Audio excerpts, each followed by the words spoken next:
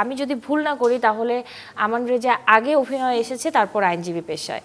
হ্যাঁ, আমি আইন পড়ছিলাম যখন অভিনয়। ওকে, আর এই জায়গাটা আমি আসবো, বাট তন্নি আপুর কি অবস্থা, মানে কোন পেশাতে আগে আসা হয়েছে বা কিভাবে যুক্ত হয়েছে? আমি সংস্কৃতির অনেক অঙ্গনে ছিলাম, ছোটবেলায় কবিতা পড়তাম কিংবা নাচ করতাম। আর মিডিয়া ইন্ডাস্ট্রিতে আসা হয়েছে তখন আমি ল পড়ি, ইউনিভার্সিটিতে পড়ি। আমি একটা বিউটি প্যাজেন্টে ছিলাম। আচ্ছা আচ্ছা, তো ওখান থেকে শুরু।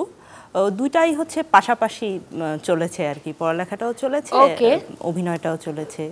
তারপরে তো এখন অনুষ্ঠান উপস্থাপনা করি, উপস্থাপনাও চলে। বাহ, দারুণ। আর আমান রেজার শুরুটা একটু জানবো। আমার শুরুটা আই গেস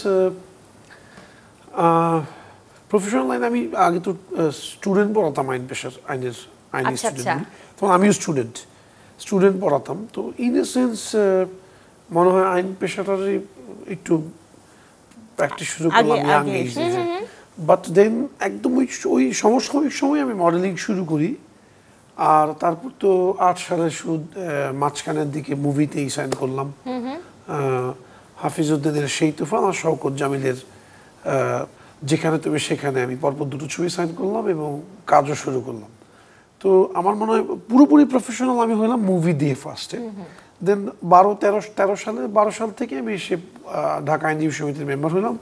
আইন পেশাটা আরেকটু শুরু করলাম 17 থেকে সুপ্রিম কোর্টে। তো সেখান থেকে একই সাথে এখন তো চলছে দুটোই সমান তালে। দারুণ।